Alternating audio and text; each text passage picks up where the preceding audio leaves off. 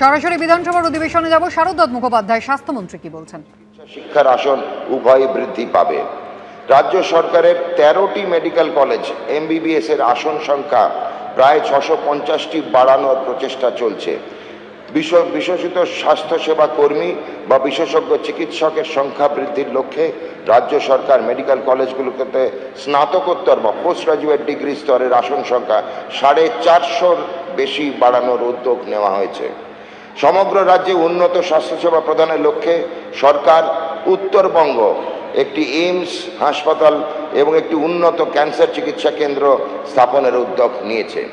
বামনগোলা, হরিপাল, ফারাক্কা, দীঘা, ঝালদা এবং মানবাজার হাসপাতালগুলির পরিকাঠামো উন্নত করা হবে। মুর্শিদাবাদের বিড়ি শ্রমিকদের হাসপাতালের আধুনিক স্বাস্থ্য পরিষেবা চালু করা হবে। পুরুলিয়া, সুন্দরবন এবং দার্জিলিং সুপার স্পেশালিটি হাসপাতাল স্থাপন করা হবে। সল্টলেক, বিদ্যাসাগর এবং বাঘাযতীন সহ বিভিন্ন শহুরে প্রান্তিক মেডিকেল কলেজ ও জেলা হাসপাতালগুলোকে স্পেশালিটি এবং সুপার স্পেশালিটি চিকিৎসার সুবিধা গড়ে তোলা হবে। ডিজিটাল এক্স-রে, আল্ট্রাসোনোগ্রাফি এবং উন্নত রোগ নির্ণয়ের বা ডায়াগনস্টিক পরিষেবার ব্যবস্থা ব্লক প্রাইমারি হেলথ সেন্টার এবং রুরাল হসপিটাল স্তরে স্বাস্থ্যসেবার ব্যবস্থার উন্নতি ঘটানো হবে।